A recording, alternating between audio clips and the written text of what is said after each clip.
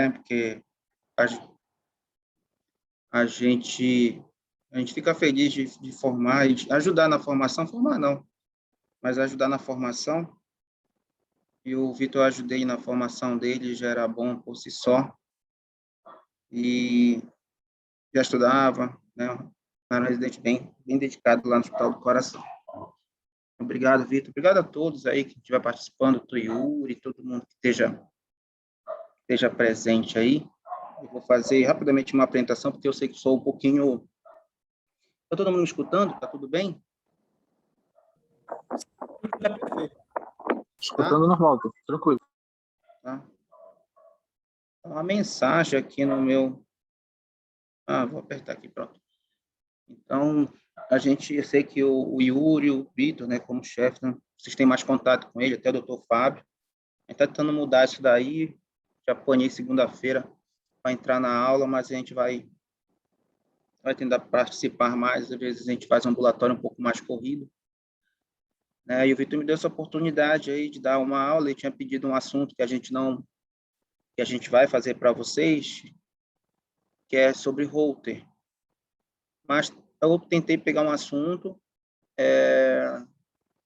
que são essas noções básicas, princípios básicos, que a gente vai dar uma olhada, até para depois a gente poder entender certas coisas que a gente vai falar nas aulas de Holter, que eu pretendo fazer pelo menos em 2 ou 3 aulas, ou pelo menos em 2, conforme o Vitor me der a oportunidade aí, porque eu acho que fica um pouquinho, muita coisa, muita informação para a gente dar numa aula só, né? Acho que é importante para vocês, muitos de vocês vão trabalhar com isso, vão laudar Holter, né? Mesmo sendo clínicos, é muito interessante vocês terem esse conceito. Conheço muitos colegas que realmente trabalham só com isso e não são especialistas em si, arritmias cardíacas, mas conseguem ter uma visão muito boa, um entendimento muito bom de arritmias, conseguem passar isso daí com laudos realmente muito bons aqui na nossa cidade. Da mesma forma que também a gente vê alguns laudos ruins, né, que a gente realmente vê que o colega não tem um certo conhecimento, principalmente quando a gente fala de estimulação cardíaca, né, de marca-passo, realmente fica um pouco difícil. Eu sou doutora de Sacramento, formei com você, formei aqui em Belém, fiz cardiologia, fiz clínica médica no FII Loyola, cardiologia lá em Belo Horizonte, no Hospital Felício Roxo.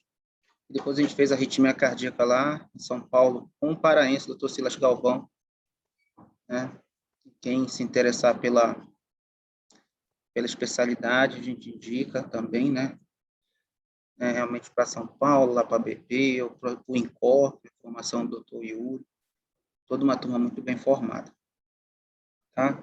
Então, eu vou trazer para vocês os conceitos, a gente vai tentar ser didático nisso aqui. Fique à vontade para perguntar, sei que tem chat, alguma coisa aqui. Vocês podem fazer perguntas, né, durante a...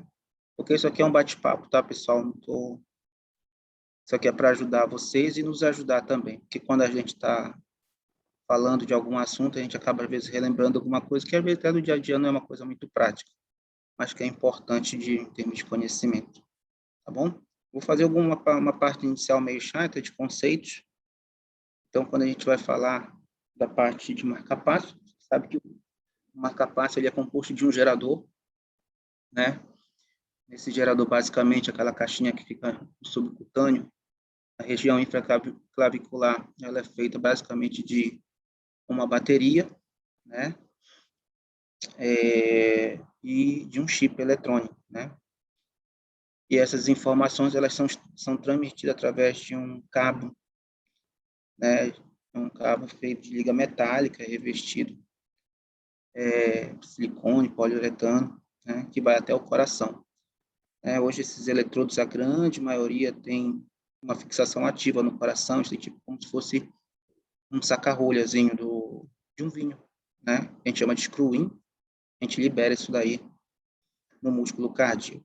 Então, essa é a conexão elétrica, né, do marca-passo ao coração. Um gerador colocado subcutâneo, região infraclavicular, direita ou esquerda, né? Em crianças, na região abdominal, geralmente elas recebem a cirurgia muitas vezes durante o procedimento de cirurgia cardíaca já por um defeito.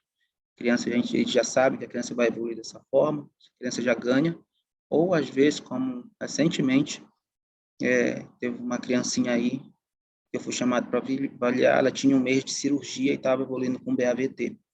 E com certeza ela não saiu assim do centro cirúrgico, tá? E ela precisou fazer um implante. Tá? Então, isso aqui, esses conceitos básicos que a gente vê lá na física,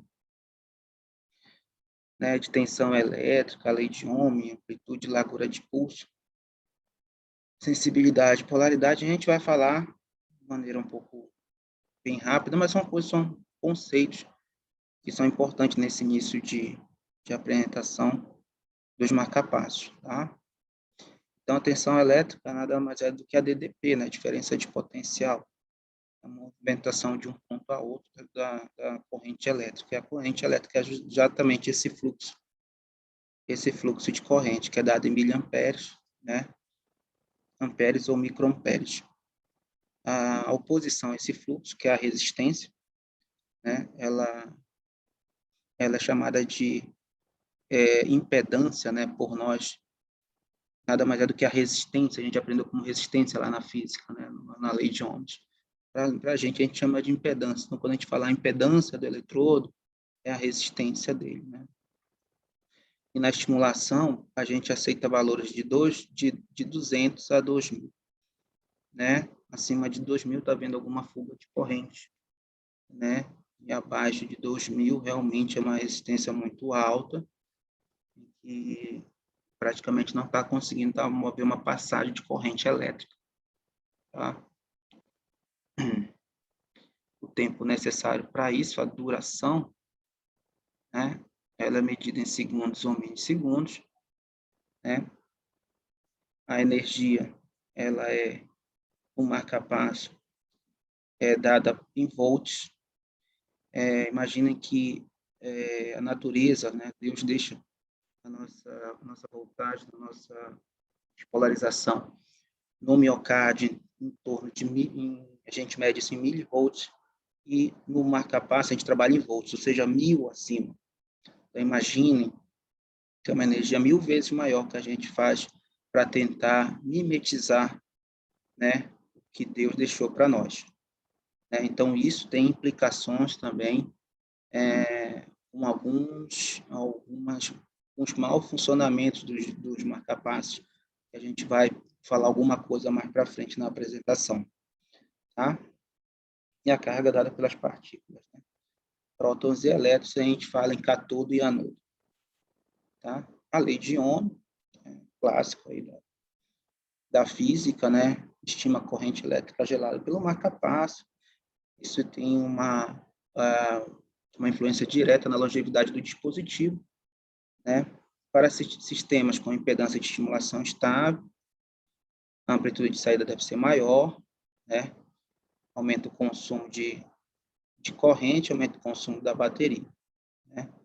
E a impedância maior diminui o consumo da corrente e o gasto da bateria, né? Então, quando você usa uma energia muito alta, você consome mais, né?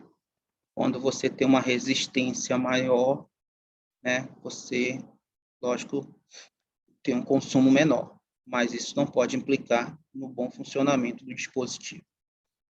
Tá? Ele precisa ter um limiar de energia de segurança para funcionar.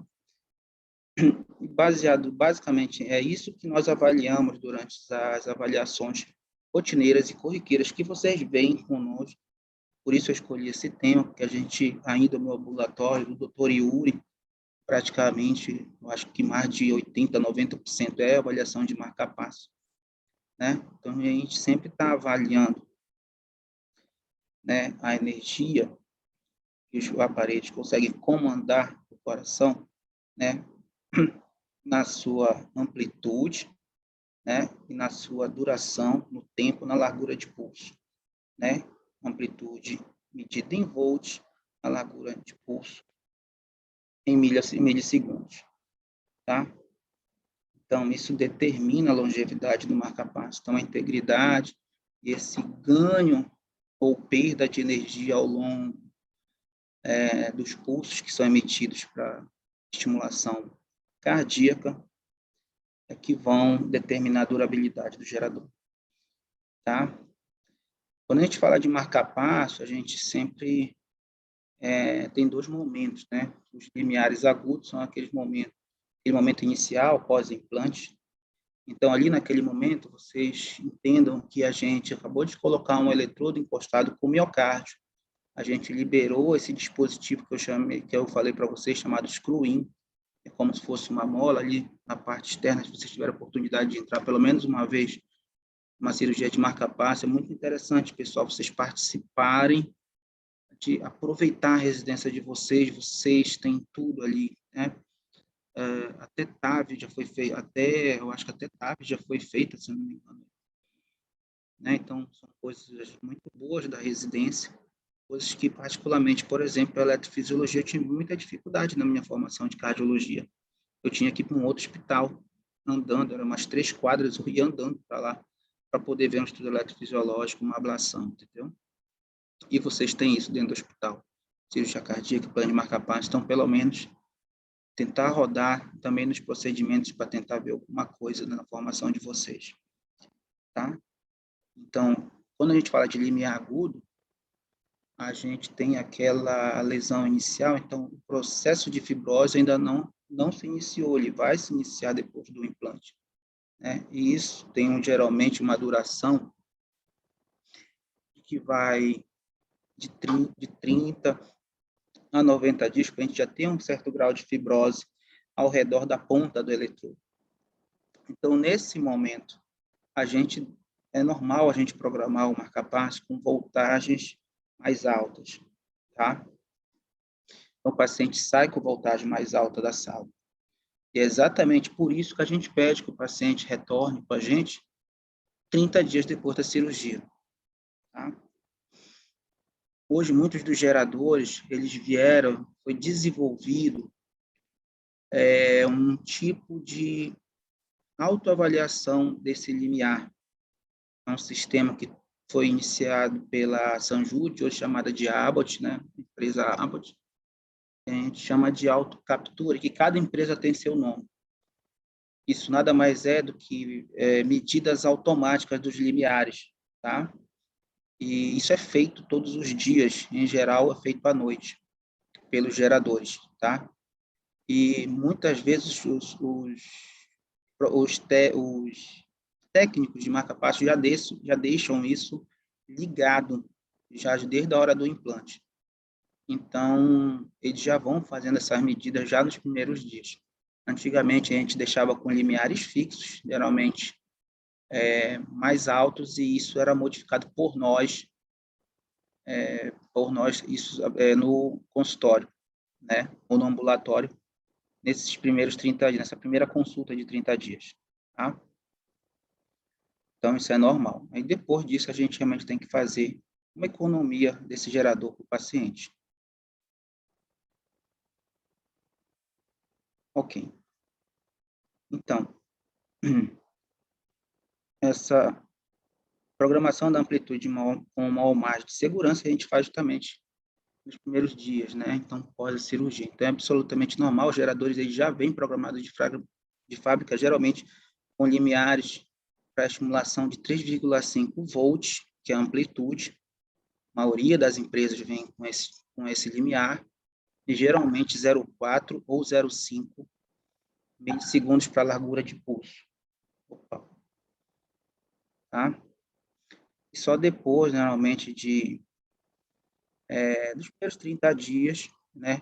Hoje, esse processo de fibrose, ele é rápido, né? E, na verdade, vocês terem uma ideia, é tão intenso, às vezes, que todos os eletrodos, eles liberam, eles têm um pouco de corticoide na ponta, para evitar essa fibrose intensa, que é dada, né? Porque aquilo não deixa de ser um corpo estranho. Esse é o grande problema, pessoal, por exemplo, dos eletrodos epicárdicos, os eletrodos das crianças, né? Elas saem, geralmente não são eletrodos endocárdicos, são epicárdicos. O cirurgião está com o coração ali exposto, tórax aberto, ele passa o eletrodo pelo abdômen, sai ali no mediastino, e ele implanta sobre o músculo. O Vitor, que entrou em muita cirurgia, acompanhou lá o doutor Luiz Paulo, ele viu isso, fez isso daí, né? Então, eles colocam um eletrodo, dão um pontinho nesse eletrodo. E esses eletrodos, normalmente, eles ficam com limiares maiores. E tendem também a ter esse gasto maior de energia, por isso que, com o tempo, essas crianças, com o crescimento, você tem que fazer, em geral, a mudança do posicionamento do marca-passo, passando para a região subclávia, né? E abandonando esses eletrodos, porque realmente eles começam a consumir muito o gerador. Esses eletrodos já têm duração, não epicárdico, mas os endocárdicos têm duração de 30 a 40 anos. Em geral, eles já aguentam bem até 30 anos, sem problema nenhum. Então, imagine que uma média de um gerador seja de 10 anos, de um marca-passo, normalmente esses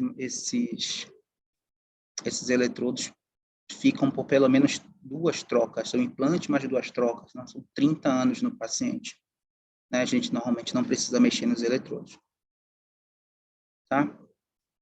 Eu trouxe esse conceito, um conceito importante para a estimulação, que é uma coisa que às vezes a gente nem liga muito, mas que hoje é muito importante quando a gente, vou falar isso para vocês também, hoje a gente está num momento, já não é de agora, mas de alguns anos, pelo menos 5 anos, em que a gente está tentando, a gente já sabe, isso é fato, de que a estimulação ventricular, principalmente em pacientes que têm algum grau de disfunção ventricular, ela é deletéria no passar dos anos. O paciente a gente provoca um implante tradicional do eletrodo, que a gente coloca dentro do ventrículo direito, às vezes na ponta, às vezes na região um pouco mais septal. Nós, eletrofisiologistas, temos um pouco mais de preocupação com isso, mas nem todo mundo tem. Às vezes também a dificuldade técnica a gente põe onde dá, na verdade, às vezes é difícil, o paciente tem um pouco de insuficiência tricúspide, não é fácil, às vezes, posicionar, então a gente deixa ali, tem um bom limiar, está capturando bem, esse é o objetivo. Mas com o tempo isso pode elevar a desincronia cardíaca e piorar a função ventricular dos pacientes. Então, nesse conceito hoje, a gente tem a estimulação hiciana, né, que eu até comentei com vocês na, na sexta. A gente tem feito, como precisamos fazer, a gente está fazendo alguns casos, todos nós fizemos, eu e o Yuri, o Dr. Roberto. Essa semana foi bem produtiva para nós. Eu peço até desculpa de novo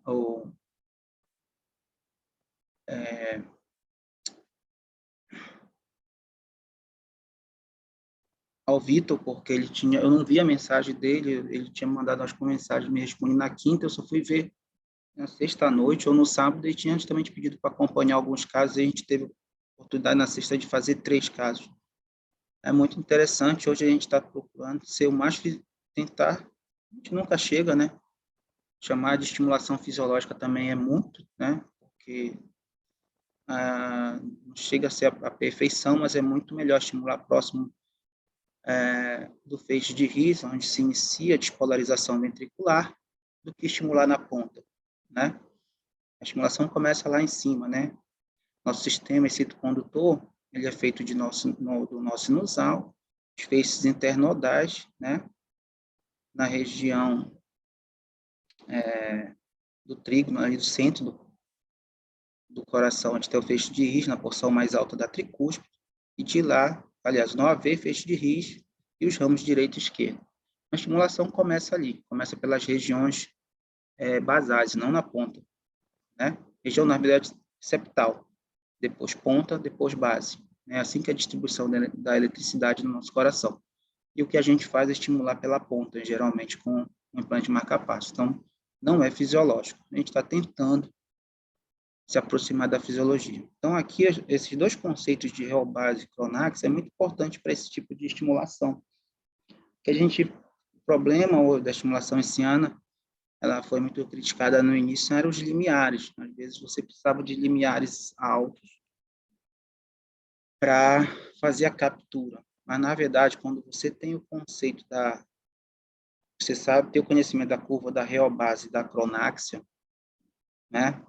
Isso facilita muito trabalhar com amplitude, talvez um pouco maiores, né? Mas corrigindo isso com a relação que ela tem diretamente com a cronáxia, né?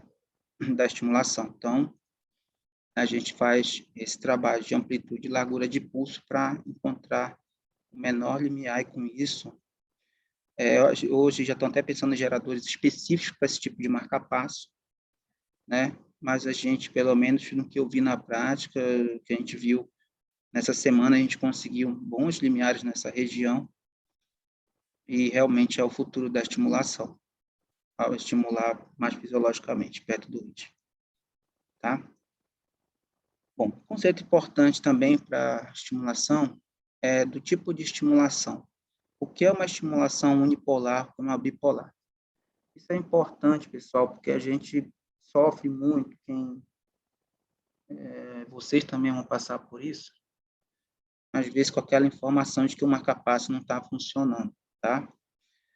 A polaridade depende de onde está a ponta do eletrodo, que é geralmente o cátodo, tá? Com relação a seu anodo, tá? Nas estimulações unipolares, né, o anodo ele é o gerador, então o circuito, a diferença de potencial, ela é feita entre a ponta do eletrodo e o gerador. Imaginem que nós temos a ponta do eletrodo aqui do lado esquerdo do nosso coração, né? E um gerador aqui em cima, ou do lado esquerdo mesmo, ou do lado direito, né? Imagine essa antena dessa despolarização, como ela é grande, tá? Né? A gente vê isso aqui. Isso aqui, pessoal, um exemplo de eletrodo, mas é exemplo de eletrodo de fixação passiva. Hoje, praticamente, a gente não usa mais. Tá? Ó, isso aqui eu queria mostrar para vocês. Então, na estimulação unipolar, aqui está o cátodo e o anodo aqui no gerador, para fechar. Então, o circuito é feito dessa forma, a antena fica grande. Então, um paciente estimulado de forma unipolar, a gente vê as espículas bem grandes, né? Isso facilita para nós,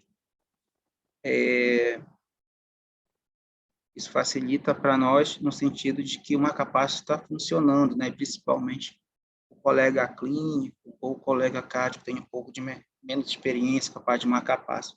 Então, é fácil falar que o marca-passo está ativo, está funcionando. O problema é a falta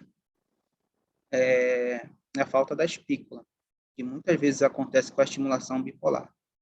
Por quê? Porque a estimulação bipolar ela é feita, o circuito ele é fechado bem na pontinha, questão de 5 milímetros, entre um polo e outro, lá na ponta do eletrodo. Então, definição de estimulação unipolar. O sistema que requer somente um polo para funcionamento, né? Ele fecha o circuito dele com o gerador, fluxo de corrente do cátodo negativo para o anodo positivo, para completar o circuito. O cátodo negativo está localizado no eletrodo, dentro do coração, enquanto o anodo positivo está no anel de metal do marca-passo. Pronto, isso a gente tinha falado. Isso aqui é um desenho interno de uma distribuição da energia dentro do eletrodo unipolar, a estimulação em si e um exemplo no eletrocardiograma, tá? As duas, tanto a estimulação atrial quanto a estimulação ventricular está sendo dada de forma unipolar, certo? Bipolar, sistema que utiliza dois polos para funcionar os eletrodos, né? Fluxo de corrente do cátodo, que é o negativo para o anodo, para completar. Isso se faz tudo na ponta, né? Da ponta para esse anel, uma pequena distância ali de 3 a 5 milímetros. O cátodo e o anodo são localizados no eletrodo dentro do coração, tá? Isso aqui é a forma, né, de como é feita essa distribuição bipolar na ponta do eletrodo, tá? Então, vejam aqui, ó. O circuito é somente feito nessa região, tá? E a primeira desvantagem, como eu já falei para vocês, é a questão da espícula, né? Que ela fica realmente, às vezes, muito pequena, mas mesmo assim dá para ver, ou às vezes realmente é difícil de ver. E como nós estamos fazendo uma estimulação do ventrículo direito, no músculo do ventrículo direito, a gente está criando um atraso, né, em relação ao ventrículo esquerdo. Então, se a gente está estimulando o ventrículo direito, a gente vai ter um padrão eletrocardiográfico de bloqueio de ramo esquerdo, tá? E o contrário é válido. Se a gente estimula o ventrículo, o músculo do ventrículo esquerdo, a gente vai ter um padrão de bloqueio de ramo direito, tá? Então, é isso aqui, ó. A gente não vê na estimulação bipolar a espícula. Isso aqui, se a gente não tem a informação de que existe um marca-passo, a gente tem que laudar como estudo de condição pelo ramo. Aqui, se a gente considerar, isso aqui é um traçado de 1 volt, e varia de empresa para empresa. Uma das mais difundidas no Brasil, a Cardios, ela utiliza, são derivações, diferente do eletrocardiograma, que nós temos 12 derivações, né? As do plano frontal, de D1 até AVF, né? E as do plano horizontal, de V1 até V6, né? Onde o Holter, ele é um híbrido, isso a gente vai falar depois na aula de Holter, mas esses canais, chamados de canal 1, 2 e 3, eles são híbridos, em geral, no sistema da CARD. O primeiro canal, ele corresponde a V1, o segundo canal a V6 e o terceiro canal a D2, tá? E eu acho até que aqui não é da Cardios, porque a gente vê um padrão de bloqueio de ramo direito aqui em V1. Talvez aqui seja até, aqui eu acredito que seja até V6, tá? Seria esperado mais esse padrão para uma estimulação ventricular direita, tá? Aí aqui já poderia ser que muda um pouquinho, mas provavelmente não é da CAT, porque não bate isso aqui, essa informação, tá? Porque aqui é um padrão de bloqueio de ramo esquerdo. Bom, mas acreditem, né, que aqui existe uma espícula, mas só com informação para a gente saber, senão a gente tem que laudar como estudo de condição, tá? Estimulação bipolar, vantagem e desvantagem. Unipolar, espícula grande, falsa, identificação. Estimular, desvantagem. Como a antena é muito grande, a gente pode haver o que a gente chama de estimulação de loja, tá? Se esse paciente, por algum motivo, o próprio sistema, esse sistema de autocaptura, que eu vou quero falar depois um pouco para vocês, sistema de medida automática, ele é excelente, muito bom, eles criaram isso, só tem um problema. Um belo dia ele mede uma energia alta, não consegue capturar com uma energia maior, ele repete isso aí por alguns testes, 1, 2 vezes, e ele não conseguindo um potencial evocado adequado, ele aumenta muito a energia, automaticamente não mede mais. Imagina o paciente nosso lá do interior, né? Lá de longe, esse paciente tem muita dificuldade, às vezes fica 2 anos sem vir fazer uma avaliação de marca-passo, e o sistema de autocaptura estava ligado e, de repente, ele aumenta a energia, porque ele não mediu naquele dia, não encontrou, e ele deixa por segurança uma energia. Esse paciente volta, às vezes ele perdeu 2, 3 anos de gerador, porque ele ficou estimulando, de certa forma, desnecessariamente, com uma amplitude muito grande, né? Eles jogam para 4,5, 5 volts e ficam estimulando. Se essa estimulação é unipolar, essa estimulação com 5 volts pode ser muito bem sentida na loja. O paciente diz que o marca-passo está mexendo, e literalmente está, entendeu? Então, isso pode acontecer nesse tipo de estimulação. É uma desvantagem da estimulação unipolar. E a maior predisposição de algumas alterações, como o oversense, né? Sentir coisas a mais, como os 1000 potenciais, né? E as interferências eletromagnéticas também são mais passíveis de alterações na funcionalidade dos geradores por conta desse tipo de programação unipolar. Bipolar, Desvantagem, espícula pequena, difícil identificação, porém, menor predisposição para interferência eletromagnética, inibição por mil potenciais ou sensibilidade inadequada de outra câmera, né? E agora a gente vai entrar na parte de alguns conceitos, né? O que é captura, o que é sensibilidade. Mais para frente a gente vai olhar traçado mesmo, tá? Para finalizar. Então, vamos lá, captura. O que é a captura? Despolarização cardíaca que resulta em contração efetiva, tá? Atrial ventricular, causada pelo estímulo do marca-passo. E a captura ela é feita batimento a batimento, quando cada estímulo do marca-passo causa uma despolarização que resulta em contração cardíaca, tá? Então, isso aqui, ó. A gente tem um marca-passo programado com estimulação unipolar. O conceito de unipolar e bipolar, pessoal, vale tanto para estimulação quanto para sensibilidade, ou seja, para captura quanto para o sense, tá? Qual é a nossa prática clínica? A gente geralmente deixa a estimulação unipolar, né? Por conta da espícula, né?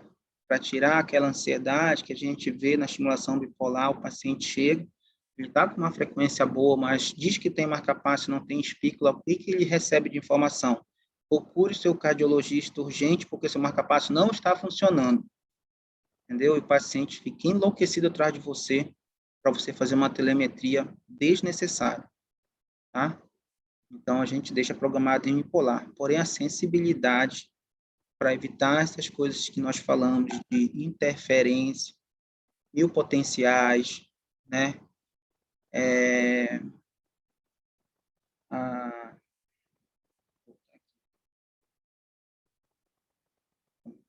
interferência eletromagnética, a gente te deixa programado em bipolar, para sentir apenas os potenciais intracardíacos, tá bom? Pessoal, qualquer coisa pode parar, tá? Eu tenho uma pergunta aí, Edson. Pode fazer, melhor. Vamos lá.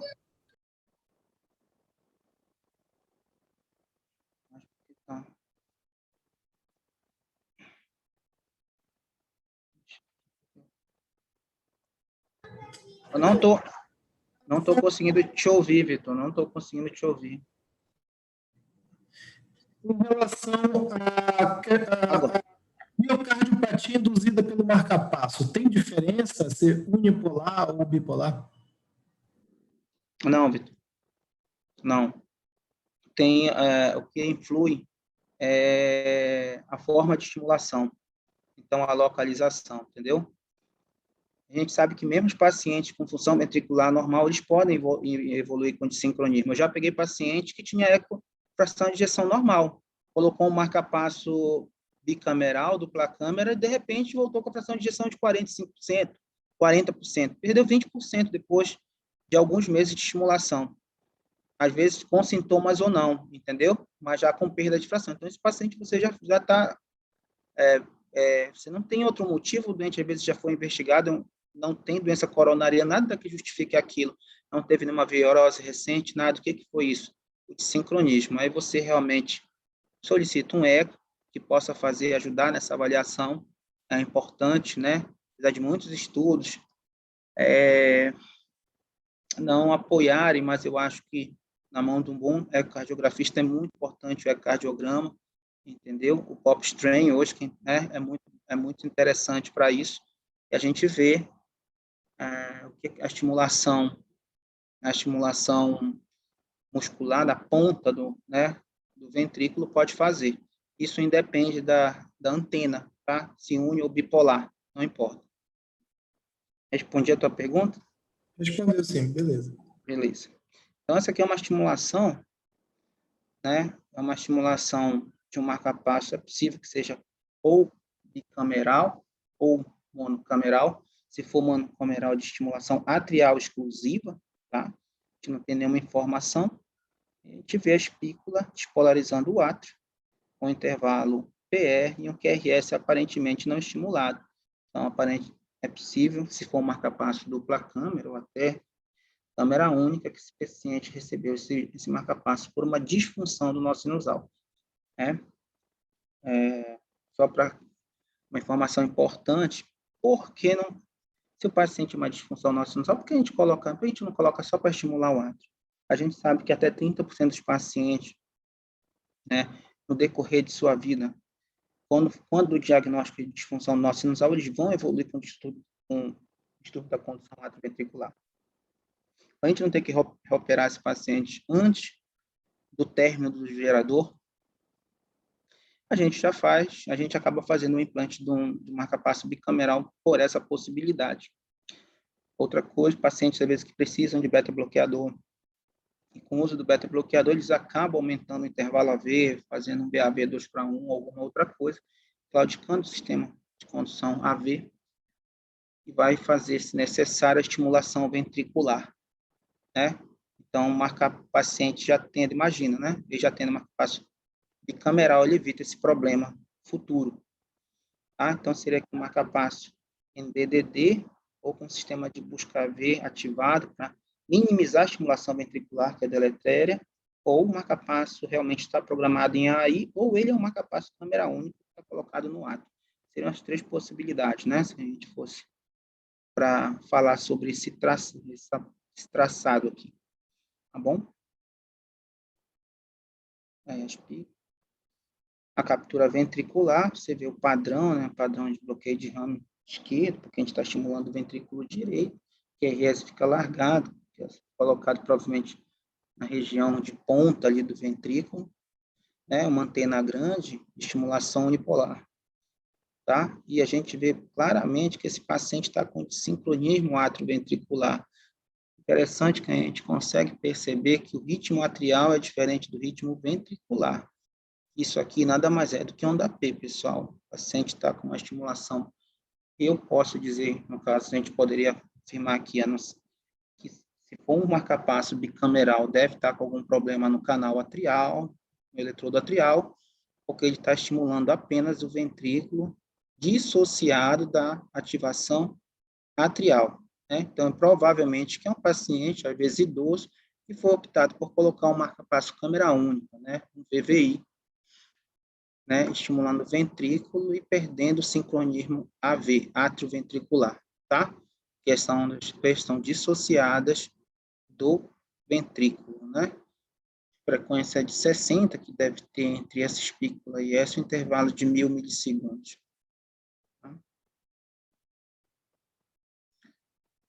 Perda de captura ou ausência de saída? A gente vai falar desses dois conceitos agora. Aqui vai ter captura, né? Se eles caírem, né? Com certeza. Bom, perda de captura, o estímulo emitido pelo marca-passo não causa despolarização ou não resulta em contração cardíaca. Tá? Ocorre quando o marca-passo está programado com energia menor do que o limiar de estimulação, danos na integridade dos eletrodos, como as fraturas, né? Ou seja, essa fratura pode ser completa ou não necessariamente precisa ser completa, e alterações na interface eletrodo-miocárdio, que a gente via muito isso, que era o aumento da fibrose. Por isso que hoje os eletrodos atuais, modernos, possuem um corticoide que eles liberam na ponta para evitar esse processo fibrótico tão intenso e agressivo que aumentava muito a resistência, a impedância, né, a despolarização, a corrente, né, a passagem de corrente, e com isso, ocasionando perda de captura. Então, vamos lá, um exemplo aqui de perda de captura, tá? A gente tem um primeiro batimento aqui, aparentemente um batimento, a gente não consegue, se isso aqui for uma onda P, tá? Pode ser uma onda P sinusal, depois veio uma extrasístole atrial, que ela não foi sentida, esse marca-passo não sentiu, e lançou uma espícula já num tempo, talvez, em que já pudesse ter uma recuperação da refractaridade do ventrículo e não capturou. E a gente vê até uma dupla um duplo problema aqui, não só falha de captura, porque o que é o conceito simplificadamente? O que é perda de captura? É espícula sem comando, aqui, ó. Espícula sem comando. Aqui já tinha tempo desse músculo já ter se sair do seu período refratário, ele já estava ávido a ser estimulado e ele não teve captura. Mas também ele não sente, né? Você vê que essa espícula foi lançada praticamente em cima do QRS, ele não percebeu. Não é só apenas uma falha de captura, como de sensibilidade, ele não sentiu aqui. Ele poderia estar tendo falha de captura, mas ter um sense adequado, né? Isso chama muita atenção para uma fratura completa desse eletrodo, tá? Ele realmente não sente e não captura, né? É mais do que uma falha de captura. Nós temos os dois conceitos aqui, tá? E está lançando a espícula, não está comandando nada e o paciente, aparentemente, é uma disfunção do nó sinusal, o paciente é bem bradicárdico, né? Frequência aqui muito baixa do paciente, né? A gente vê que ele não tem dissociação atrioventricular, porque para cada QRS existe uma onda P precedendo e com intervalo PR até dentro da normalidade, tá? Então, uma bradicardia sinusal, provavelmente portador de disfunção sinusal com fratura do eletrodo, né? E falha de sensibilidade, né? Undersense, né? E falha de captura.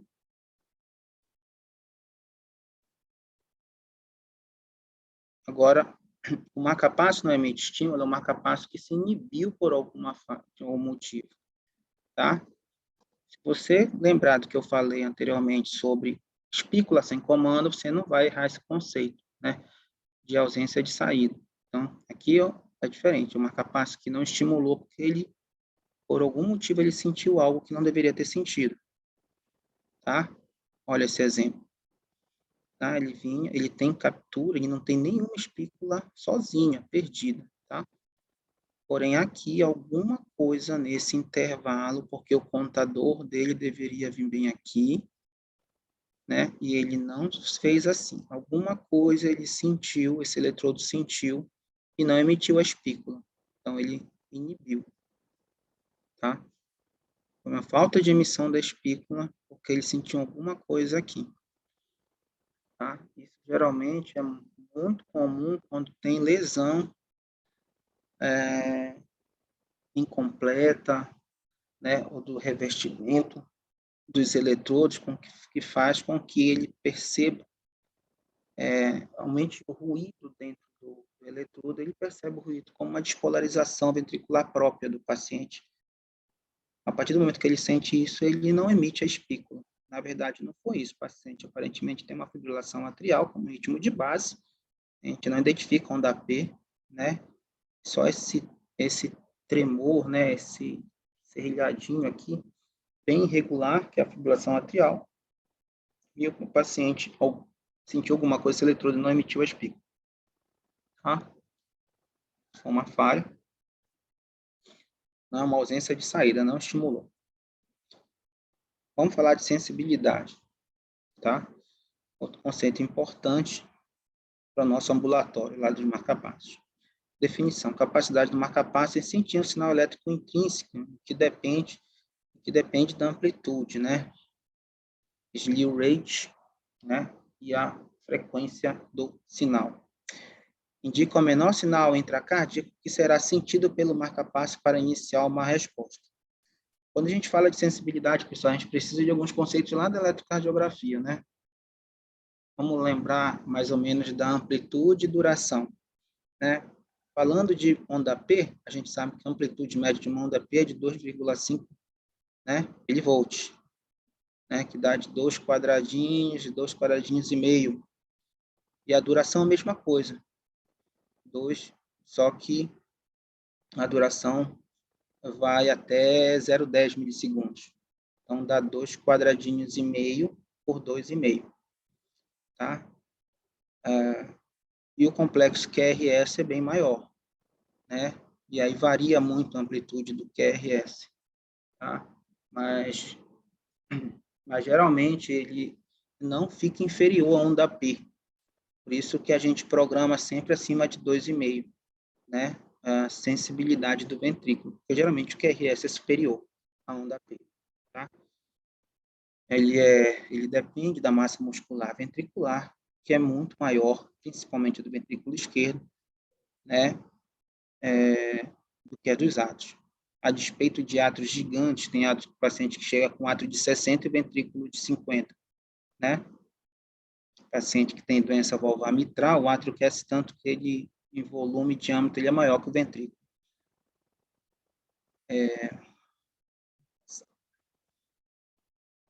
Então, isso. Indica o menor sinal intracardíaco que será sentido pelo marca-passo para iniciar sua resposta, inibir ou deflagrar. Vamos entender isso daí. Quanto maior o valor da sensibilidade, menor é a sensibilidade, tá? Ou seja, é muito interessante essa figura, porque, ó, se eu programo o marca-passo com 5 milivolts, na hora que... Vamos falar isso para a onda P. Eu acabei de falar sobre o tamanho da onda P de 2.000 milivolts. Quando eu deixo uma programação de 5, sei lá, não prestei atenção, a gente chegou e a gente observa que o paciente não está estimulando a onda P, né? Por quê? O paciente tem um marca-passo e está bradicárdio, simplesmente por uma alteração, uma falha da programação. Se a onda P tem 2,5 e eu deixo a sensibilidade em 5, ele está menos sensível à onda P intrínseca do paciente, né?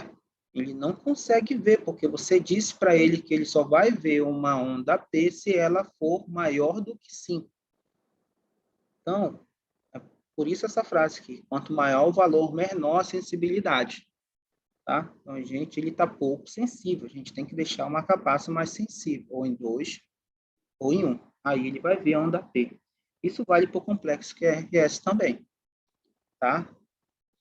Essa questão da sensibilidade é tão importante que nos desfibriladores nós somos orientados a não mexer nisso, porque a sensibilidade automática ela é muito pequena.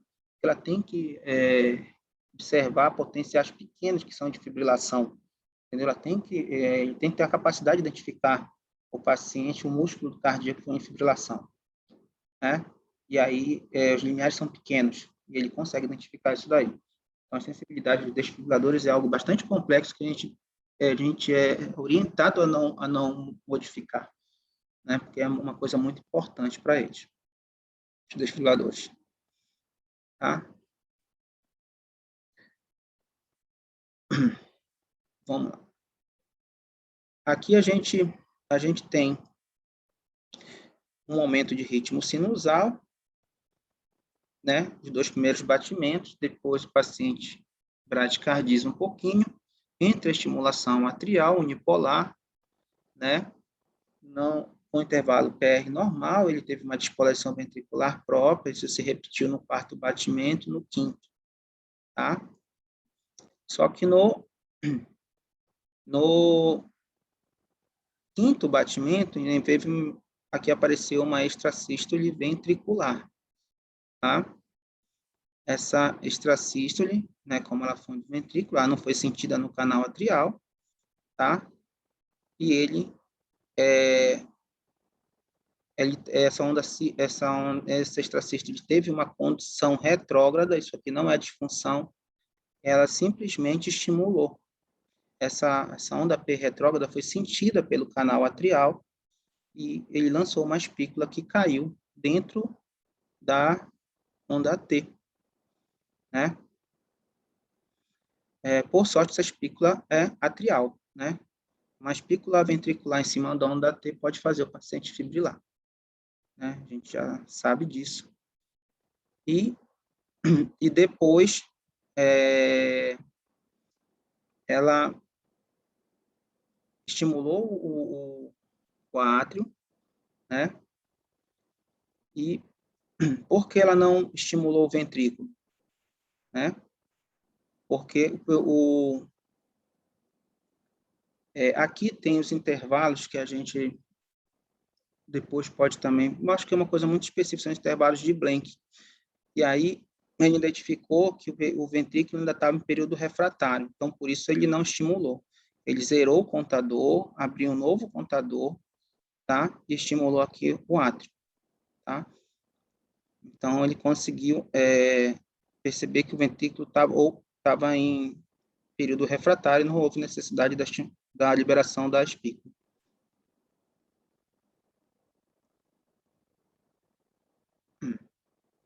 Sensibilidade ventricular. A gente já falou alguma coisa naquele traçado anterior, mas veja bem aqui, ó. Primeiro batimento, tá? Provavelmente aqui um marca-passo. Vamos lá, talvez provavelmente de câmera única, tá? Num paciente que parece a condução atrioventricular preservada. Tá? No primeiro momento estimulou, a gente não vê onda P, estimulou o ventrículo, tá? Não sei se teve uma extracístole, alguma coisa aqui, começa com uma estimulação ventricular, depois um batimento sinusal, depois outro batimento inicialmente sinusal, abriu um intervalo PR maior e houve o que aqui? Uma, digamos, o que a gente chama aqui o conceito de pseudofusão, a gente vai falar isso na frente um pouquinho, tá? Houve um híbrido entre a estimulação e o próprio do paciente, tá? Então, formou um QRS um pouquinho mais estreito, tá? Do anterior. Na verdade, aqui, na verdade, teve uma fusão, desculpa, tá? Uma fusão, que é um híbrido entre o batimento estimulado e o batimento próprio, tá? E aqui, o PR encurtou novamente do paciente, ele não sentiu esse PR, ele devia ter se inibido, tá? Ele devia ter se inibido. E aí ele não se inibiu.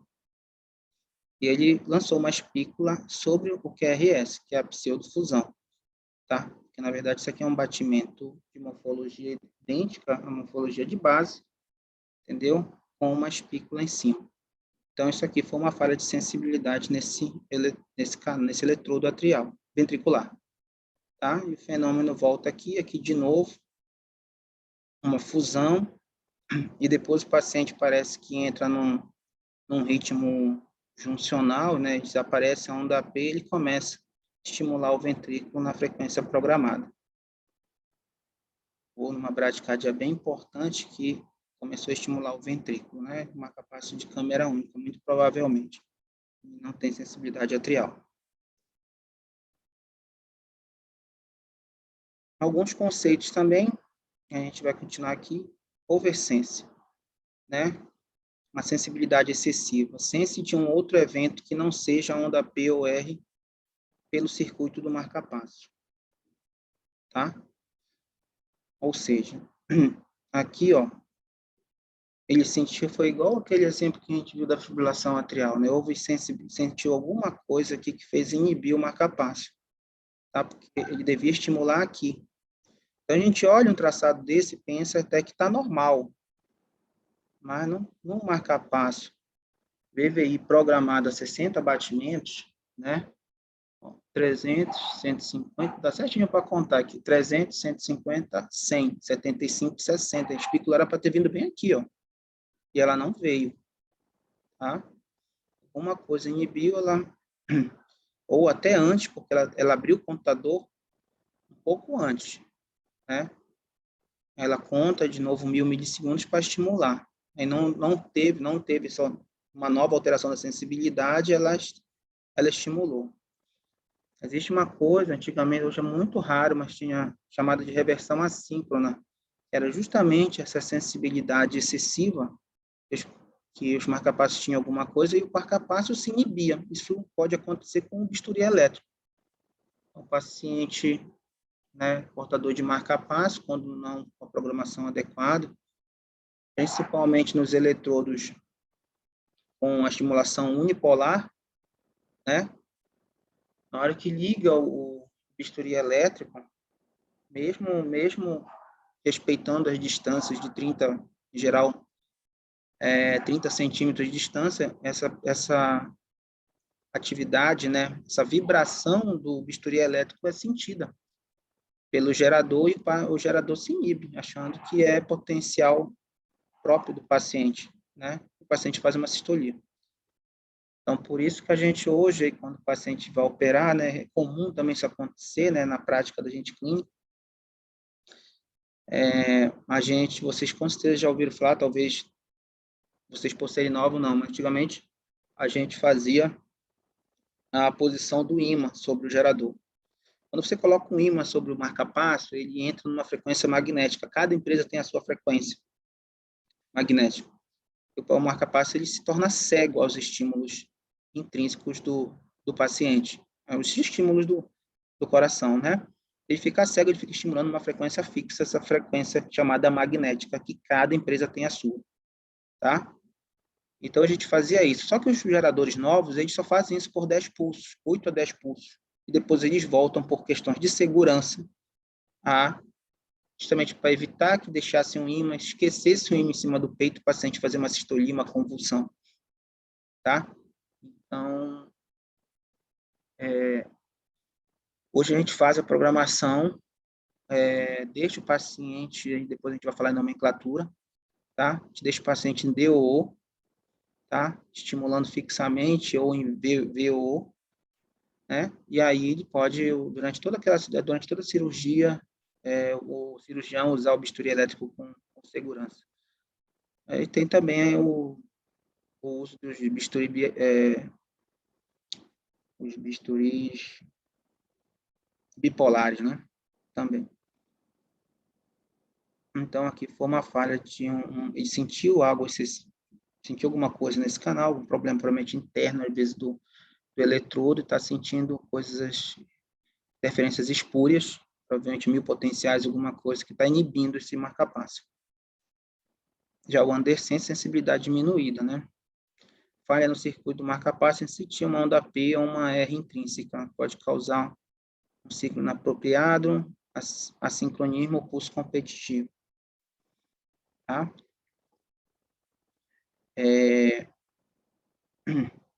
Você vê aqui, ó, esse marca-passo, ele captura, tá? Você vê que a gente, apesar de ter espículas perdidas, mas ele não conseguiu despolarizar o músculo cardíaco nesse momento, porque ele estava em período refratário, foi em cima da onda T, tá? Essa estimulação ventricular, tá? E por sorte o paciente também não fibrilou, né? Então você vê que essas falhas aqui, porque eles não sentiam, e não foi falha de captura, sim falha de sensibilidade no eletrodo, tá? Mas a captura ela está preservada, tá certo?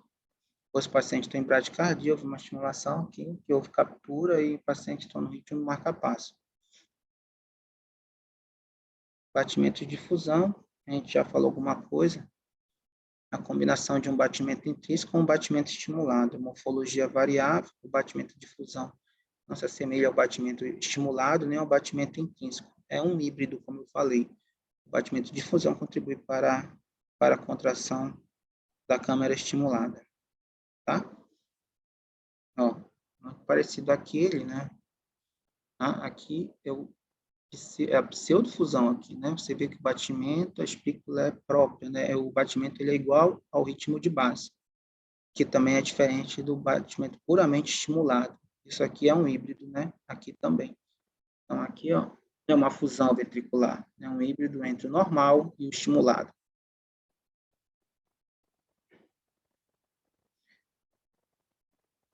Esses conceitos são interessantes, pessoal, de fusão para taquicardia ventricular, né? Faz parte, é muito importante. A gente vê isso aí numa taquicardia ventricular, praticamente fecha o diagnóstico de taquicardia ventricular, a fusão. Pseudofusão, o pulso de estimulação cai em um batimento intrínseco. O pulso é ineficiente e o complexo intrínseco não é alterado. É exatamente isso. Nós já falamos, tá? Vou repetir.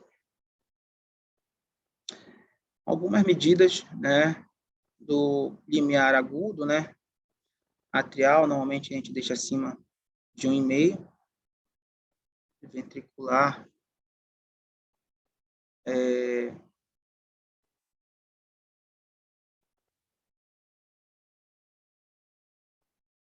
entender isso aqui, limiar agudo, crônico de comando.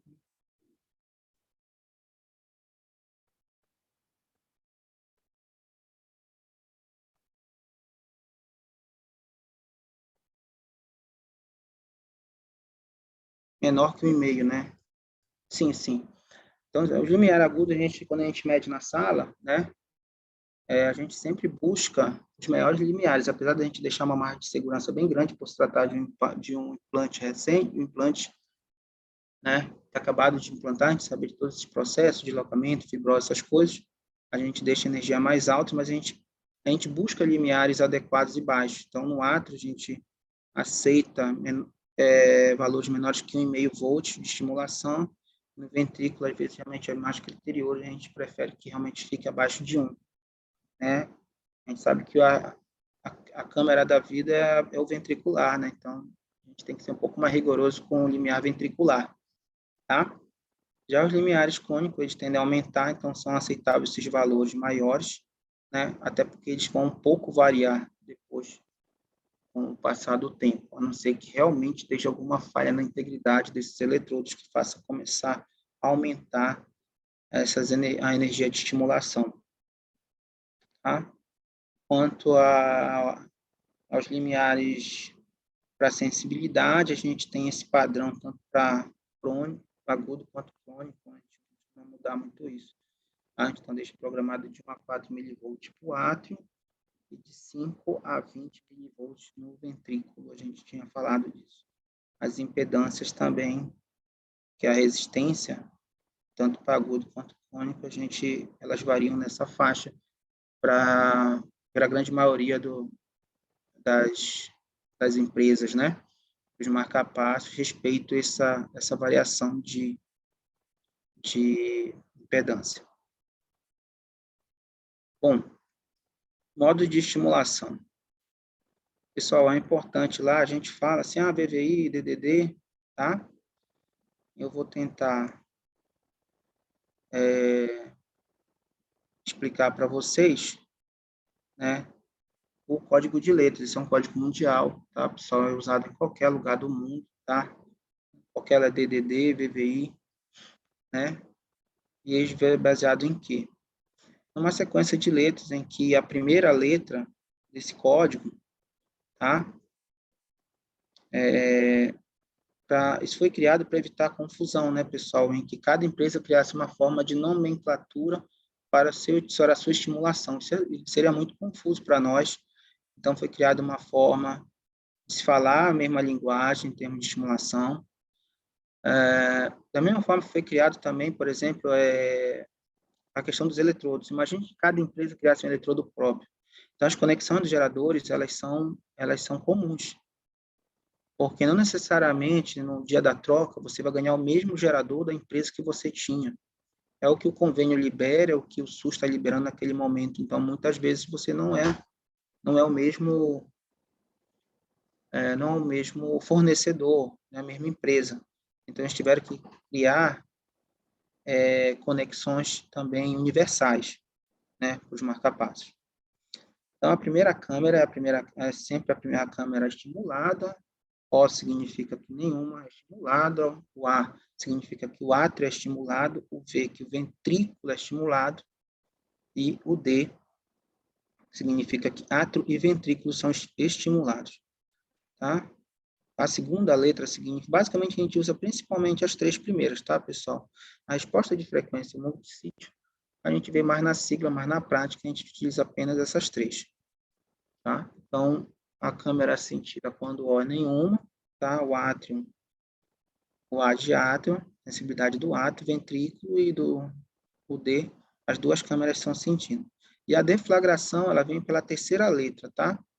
Então, se está em O, a terceira letra, é porque nenhuma câmera é deflagrada, tá? O T, significa que ele foi deflagrado, depende da sensibilidade prévia atrioventricular, ou seja, depende da câmera sentida, sempre da câmera sentida. O I também depende da sensibilidade, ele foi inibido pela sensibilidade ventricular ou atrial, tá?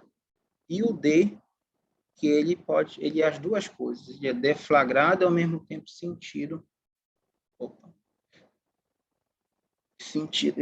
inibido pela câmera sentida ou pelas câmeras sentidas, tá?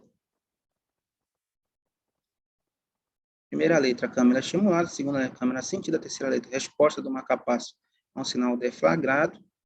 T, deflagração, inibição, D, os dois, O, sem resposta.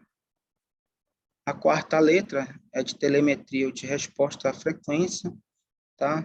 Voltar aqui, por exemplo, né? O R é quando o marcapasso ele é provido, todos são providos de sensor. Cada empresa tem um tipo de sensor, geralmente é o acelerômetro ou por impedância, tá? E isso é interessante, principalmente em paciente jovem, paciente bastante ativo, a questão da resposta da frequência, né? Para a gente fazer com que o paciente, mesmo paciente com marcapasso câmera única, por exemplo, um VVI, a gente coloca VVI-R porque ele tem uma resposta de frequência, ele não vai ficar estimulando apenas o paciente a 60, ele pode também aumentar a frequência dele, com o aumento da frequência ventricular. Ah. E a última letra, a quinta letra, a presença de sistema antitaquicardia, tá? PSD. E na prática a gente usa mais essas três mesmo, tá? Vou mostrar algumas modalidades de estimulação. Aqui. Modo de estimulação AI, não necessariamente, o marcapasso precisa ter uma câmera única, ele pode ser um marcapasso dupla câmera, o bicameral, tá? Que está ou programado em AI, a câmera estimulada é o átrio, a câmera sentida é o átrio, e quando ele sente um átrio próprio, por exemplo, uma extracístole, ele tem a capacidade de se inibir e não estimular, tá? Aqui ele estimulou todos esses batimentos aqui, foram conduzidos com QRS normal não estimulado. Ventrículo. O VVI, observe que ele não liga para a atividade intrínseca do paciente, ele vai estimular, apesar de que aqui, ó, ele estimulou o ventrículo, aqui também, e aqui ele sentiu essa estimulação ventricular, uma extrasístole, tá? E ele se inibiu. Ele abriu novamente o contador a partir desse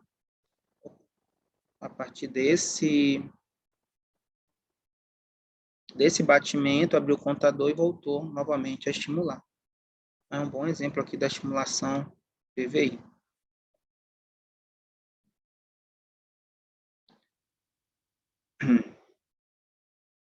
Outro exemplo de estimulação ventricular, a gente vê a dissociação atrioventricular, provavelmente para um paciente portador de marcapasso câmera única, né? Um portador de bloqueio atrioventricular terceiro grau, né? Da P totalmente dissociada da atividade ventricular. Tá? A estimulação bicameral, átrio e atrioventrículos, toda estimulação unipolar, a gente procura mostrar a estimulação mais unipolar por causa da antena, né? Por causa da espícula grande, fica mais fácil da gente interpretar. Tá? Uma modalidade de estimulação, antigamente, e não ainda é incomum a gente ver alguns pacientes chegarem com esse tipo de marcapasso. Às vezes, por dificuldade de punção, era colocado esse tipo de eletrodo com marcapasso VDD, um gerador com duas saídas, um canal atrial e outro ventricular, porém, tinha um eletrodo único. Esse eletrodo ele tinha uma ponta com fixação ativa, né, que ficava colocada no ventrículo direito, e alguns centímetros, acho que de 10 centímetros, ele tinha um anel de sensibilidade, onde esse anel se posicionava encostado no átrio direito, né? Deixava uma alça para que ele encostasse no átrio direito e pudesse sentir o átrio direito, né? É lógico que esse marcapasso tinha finalidade para quem tinha bloqueio atrioventricular, tá? Então, não tinha disfunção do nó AV, não tinha bradicardia na sua geração dos impulsos, né? Então, ele tem um disparo sinusal normal, mas tinha um distúrbio, um bloqueio na condução atrioventricular, né, dado por um bloqueio atrioventricular.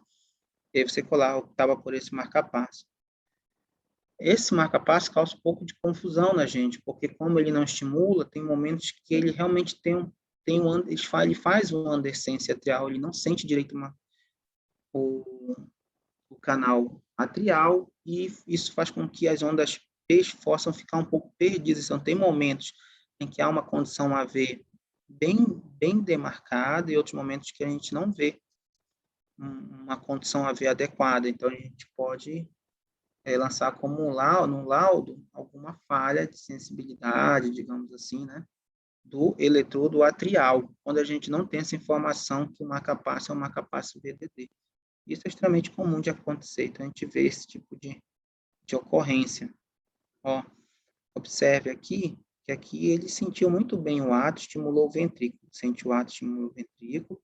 Sente o ato, estimula o ventrículo. Sente o ato, estimula o ventrículo. Aqui ele fez uma extrasístole, tá? Aliás, ele não são da P da mesma morfologia. Provavelmente ele não encostou muito bem e não sentiu muito bem a onda P, ela não se manifestou.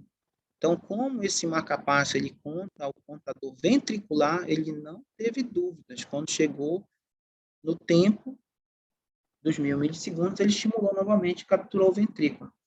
Aqui o fenômeno se repetiu, aqui eu acredito até que ele teve uma onda P aqui, porque a gente tem uma deformação bem aqui, ó, né? Nesse ponto a gente tem uma deformação da onda T, tá? Ele não sentiu novamente, né? E abriu o contador normalmente, estimulou, tá? Aí aqui ele fez uma extrasístole atrial, sentiu o ventrículo, se inibiu, tá?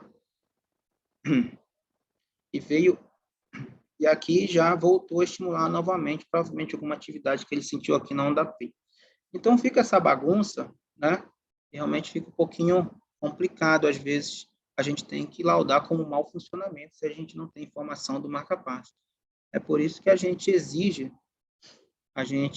que lá o da Holter, quando o portador de marca-passo, ele mande uma foto da carteirinha, para a gente evitar a emissão de laudo equivocado, né? E falar que isso aqui é um mau funcionamento. Não é um mau funcionamento, é porque o marca-passo é assim mesmo, tá bom? Ele não está funcionando mal. Tá? Outros modos de estimulação, na prática, ó, o marca-passo que está programado para sentir na primeiro exemplo, para estimular o átrio quando ele sentir esse átrio, entendeu? Ele vai ser sempre trigado e vai fazer como se fosse uma pseudofusão. Então, ele começa a sentir a estimulação e ele estimula, né? A gente não vê mais, assim, programação desse tipo de marca-passo da mesma forma que o VTT, tá? São modalidades de pouco uso, mas só para a gente entender o conceito das 3 letras, né? O conceito da nomenclatura da estimulação do marca-passo, tá? Um exemplo aqui de desgaste do gerador, tá?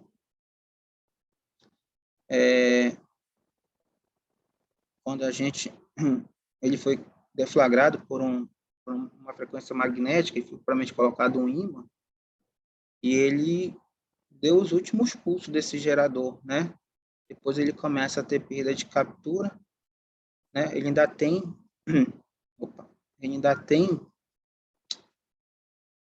ele ainda tem alguma coisa, alguma sobra de bateria, tanto é que ele entra na frequência magnética, tá? Do aparelho. Então, esse é um aparelho, quando a gente vê 99 pulsos, eu posso afirmar para vocês que se trata de um gerador da empresa Biotronic, que eles ciclam com 99 pulsos, tá? A sua frequência magnética. E depois esse marca-passo não tem mais captura de nada, porque ele não tem energia suficiente para capturar. A gente não consegue visualizar a espícula, né? Porém, ele não consegue capturar. Somente quando é aumentada a energia dele durante a posição do ímã. Uma vez aconteceu com a gente lá na clínica, a gente foi iniciar uma telemetria, o paciente fez uma sistolia quando colocou o ímã sobre o gerador. Ela estava nos últimos, né? E ela era paciente dependente. Ela fez uma convulsão, né? Na verdade, convulsionou quando a gente colocou um ímã em cima. Eu queria mostrar mais continuar com algumas funções. Eu vou trocar aqui um pouquinho. Como é que eu saio disso aqui? Aqui aperta o ESC. Hã?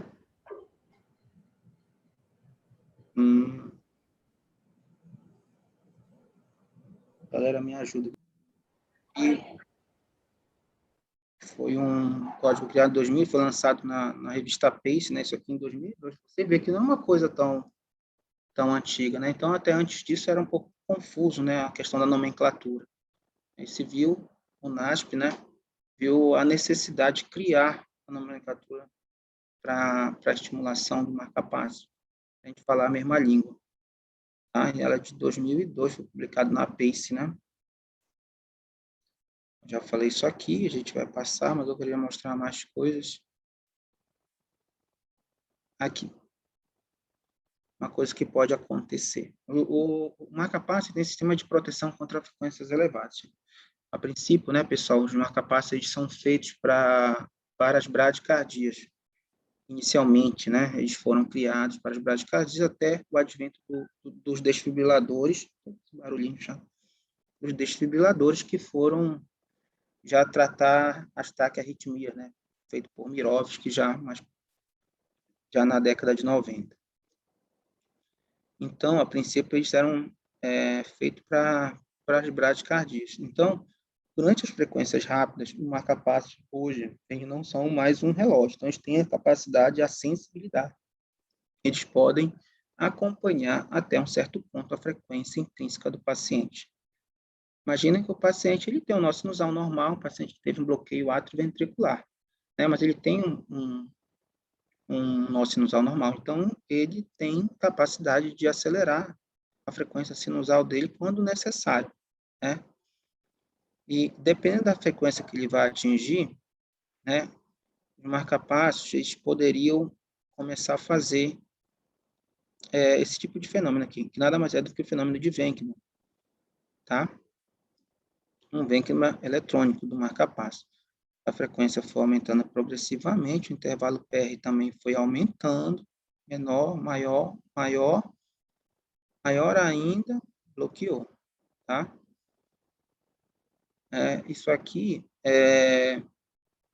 os próprios fabricantes, já vendo esse problema, eles criaram formas e às vezes, dependendo da frequência, o paciente transformava o paciente saía de uma frequência, digamos, de 120 para uma frequência de 60, porque ele fazia o bloqueio 2:1, né?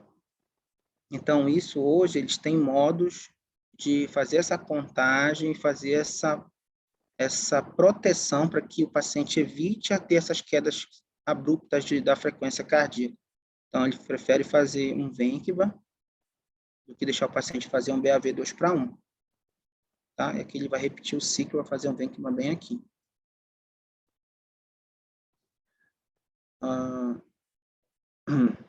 Eu observo que é um marca-passo DDD, e aqui, olha, ele estimulou o átrio e o ventrículo, tá? Por enquanto, ele estava só sentindo o átrio, que houve uma estimulação.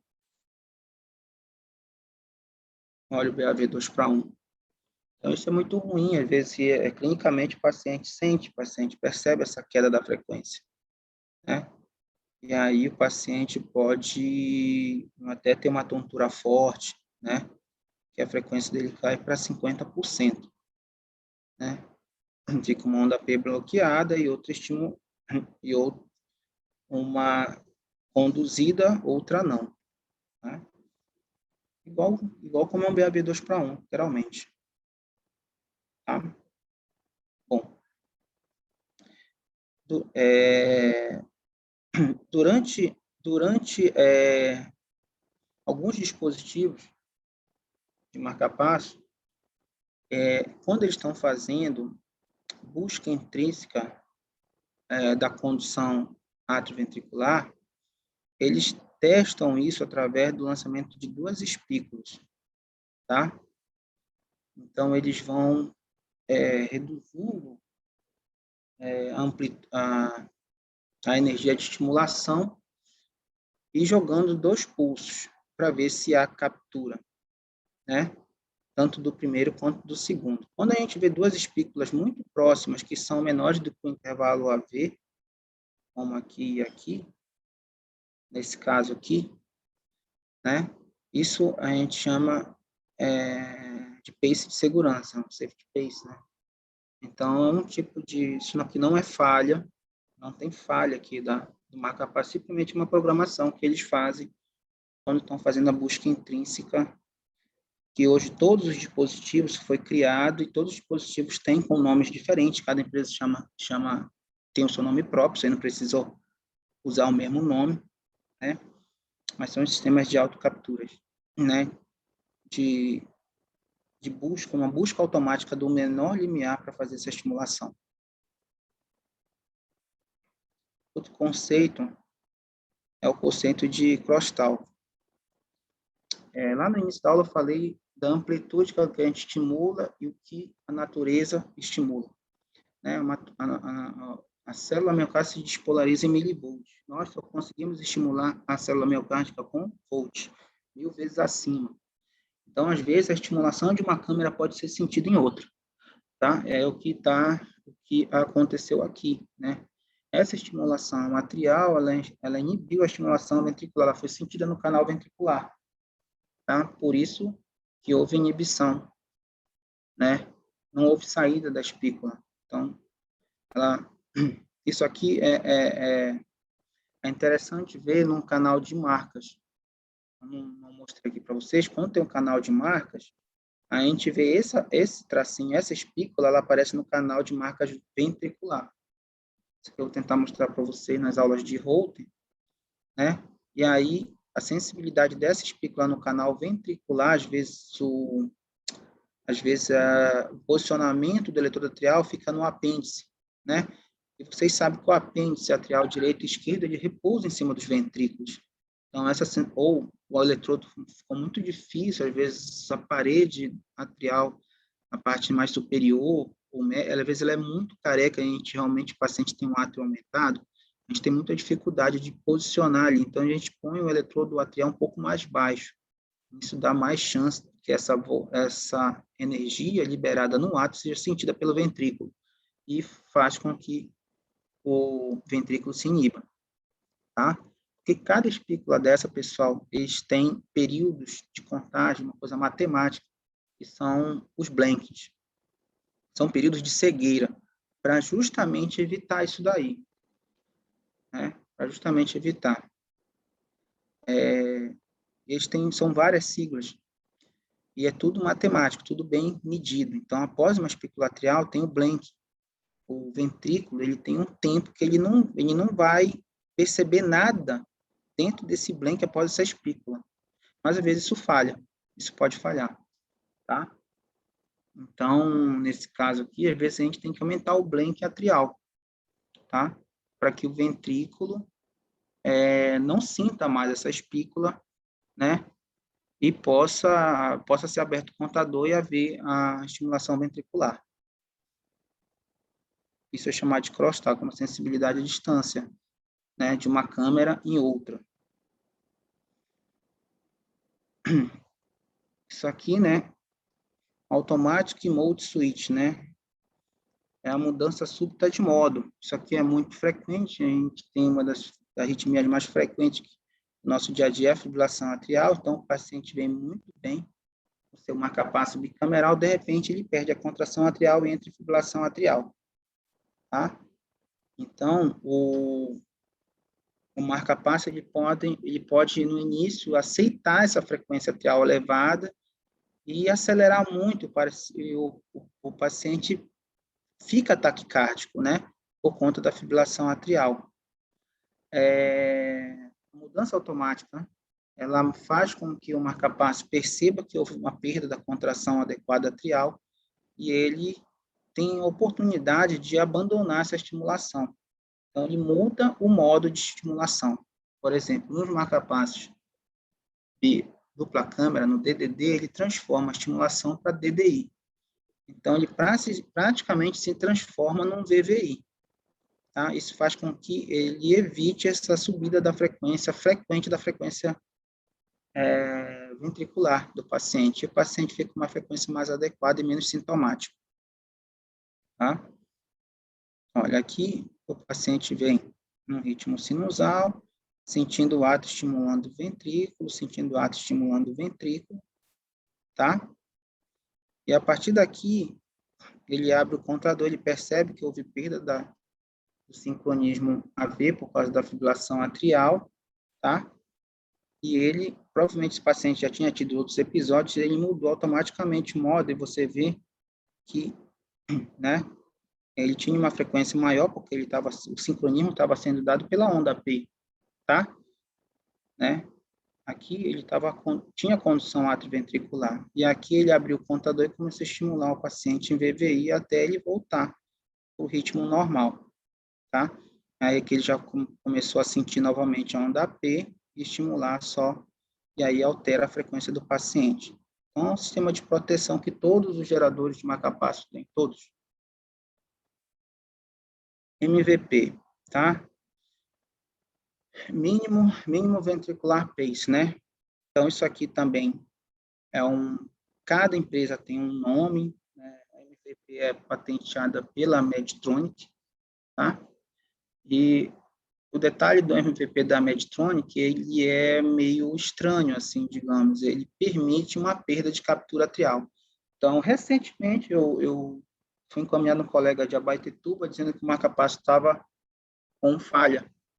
E eu peguei um traçado muito semelhante a esse, tá? Onde tinha um marca-passo DDD também, estava em período de normalidade, e aconteceu isso daqui. Uma onda P sem QRS voltou a funcionar lá na frente, tá? Isso se repete em ciclos. Quando a gente abre o Holter, a gente vê que isso é cíclico, isso não é momentâneo, isso não é ocasional. Isso acontecendo ocasional é uma coisa, mas quando você faz em ciclo, é o marca-passo trabalhando no período dele, no MVP, fazendo a busca intrínseca para evitar a estimulação ventricular deletéria. Ele vai reduzindo o pulso de estimulação, entendeu? Só que ele não lança o pulso de backup, entendeu? Ele não faz aquele safety pace que eu falei ainda agora. Então, o paciente, o que acontece? O paciente, ele acaba tendo uma perda, uma falha de estimulação, né? Não foi perda porque não teve espícula lançada, entendeu? Ele simplesmente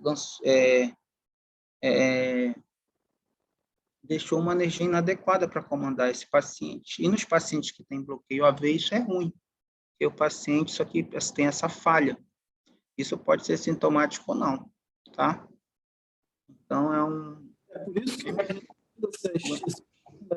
essa espícula vai modificando, né? Oi?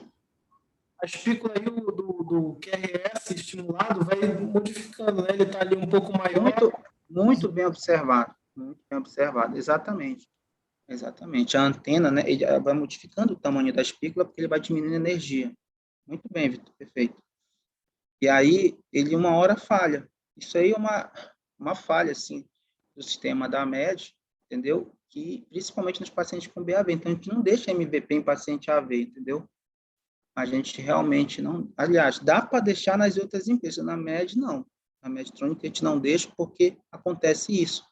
Isso leva o paciente, dependendo do colega, ele realmente tem razão em dizer, procure rápido o seu médico que tem um problema no seu marca-passo.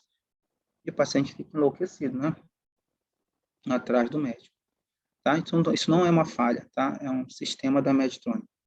Por isso, repito, a importância de quem laudar holter de marca-passo, pedir a foto do marca-passo para você entender, ligar para um colega, discutir alguma coisa, entendeu? Não, mas o marca-passo é dupla câmera, está acontecendo isso, aquilo, e a gente tentar ver qual a melhor forma de emitir o laudo.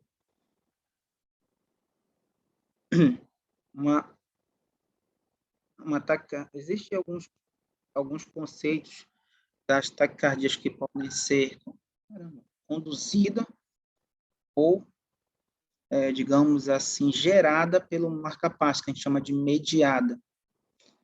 Ainda existe, são 3 conceitos: taquicardia induzida, conduzida e a mediada pelo marca-passo, tá? Aqui um exemplo de taquicardia conduzida pelo marca-passo. Você vê o paciente com uma frequência em torno, variando, uma frequência variando, né, o ventrículo sendo trigado, frequentemente, normalmente, aqui, só que com ciclos de acoplamento diferentes, RR, né?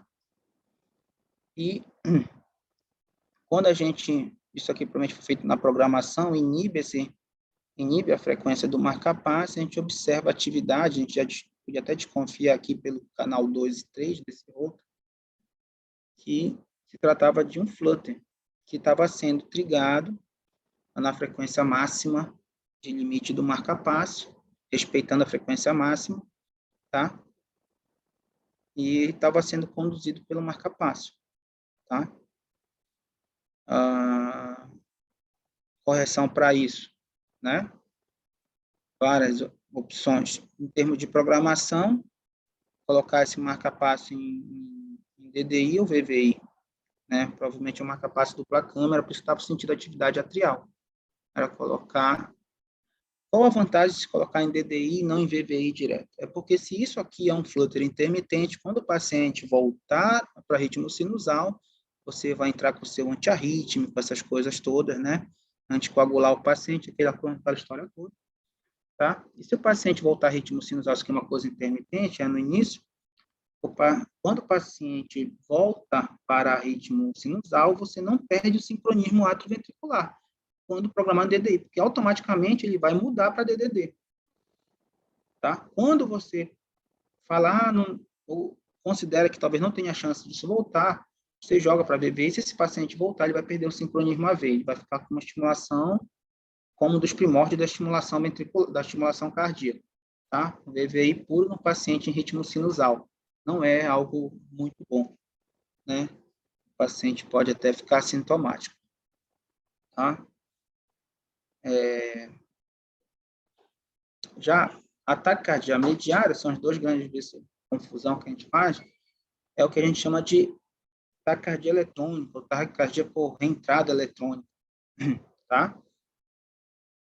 Vamos observar aqui, esse paciente vinha, provavelmente um marca-passo dupla câmera também, pessoal, sentindo o ar, estimulando o ventrículo, ou o paciente pode estar até com uma espícula aqui, de repente se a estimulação atrial for bipolar. Mas a ventricular com certeza é única, né? A gente tem uma espícula bem grande, AV, átrio ventrículo, novamente. Aqui ele teve uma onda P não sentida, teve uma perda de captura, tá? Ele lançou uma espícula atrial, né? Não houve condução para o átrio, né? E ele abriu o contador, estimulou o ventrículo. Esse ventrículo, esse paciente, ele tem condução ventrículo atrial, condução retrógrada, que a gente chama, né, e não tem só condução dos átrios para o ventrículo, ele também contém a capacidade de conduzir o estímulo no sentido do ventrículo para os átrios. Essa espícula despolarizou o ventrículo, mas despolarizou retrogradamente o átrio que já estava fora do seu período refratário. Olha onde o átrio caiu aqui, né? Então, houve uma captura retrógrada do átrio que vai ativar de novo o ventrículo e assim vai. Como se fosse uma TPS, uma taquicardia por reentrada nodal. Tá? Só que isso aqui é uma reentrada eletrônica, ela se perpetua porque o marca-passo ele fecha o circuito, entendeu? O paciente pode ter condução retrógrada, não necessariamente precisa ter uma via lenta, mas aqui ele vai funcionar, porque esse átrio retrógrado conduzido retrogradamente foi sentido, caiu fora do blank ventricular, foi sentido, entendeu? E vai despolarizar novamente o ventrículo, esse ciclo vai se repetir, tá? E aqui ele se interrompeu, muito provavelmente porque entra o sistema de detecção desse tipo de evento e existe um períodozinho lá chamado PIVARP, né? PIVARP, que significa período refratário atrial pós-evento ventricular, tá? Que ele começa automaticamente a aumentar para quebrar essa taquicardia eletrônica, tá? Provavelmente foi isso que aconteceu. O PIVARP começa a aumentar para cair um desses ciclos aqui, esse ciclo aqui cai dentro do blank, né? e fazer a interrupção da taquicardia, o paciente volta para ritmo de marca-passo dupla câmera, né? DDD.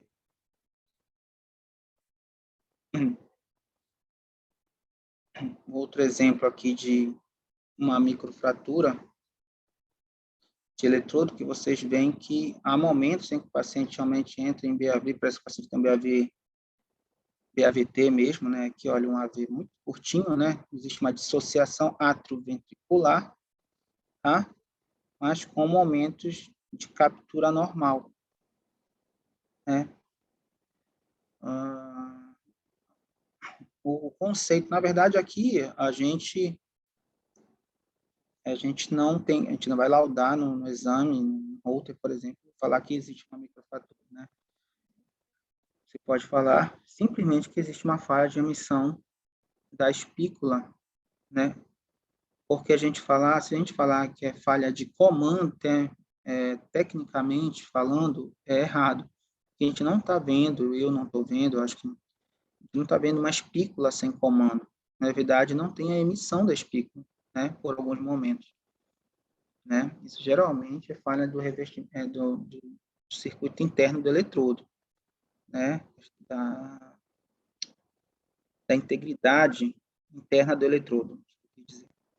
Então, ele não emitiu as espículas onde deveria. Então, o paciente ficou com esse período longo de bradicardia dissociado, né? De bradicardia, tá? Então, você pode laudar como falha de emissão da espícula de estimulação ventricular, entendeu? Você não tem nada, não tem foto do marca-passo, né? Da carteirinha do marca-passo, você pode laudar assim. Aqui outro paciente, quando começa o desgaste, o paciente tem períodos de estimulação e períodos de perda da estimulação, né? A gente lembrar conceito aquele mesmo conceito da curva de Real-Base, as baterias dos marcapassos respeitam isso. Então, no fim de vida, há um aumento grande Então, às vezes, eu quero dizer assim, o paciente começa a ter um consumo excessivo, às vezes, no final da vida. Então, às vezes, por isso que a gente tende a encurtar. Exemplo, o paciente tem 6 meses ainda para trocar o gerador. Então, você pode, por segurança, fazer uma consulta 3 meses depois, principalmente quando você observa que esse limiar desse eletrodo já é um limiar mais elevado. Então, ele pode variar muito. Dentro de 1 mês, 2 meses, ele pode desgastar totalmente quando não estava programado. O próprio gerador dele estava dizendo que ele ainda ia durar 4 meses, 5, 6.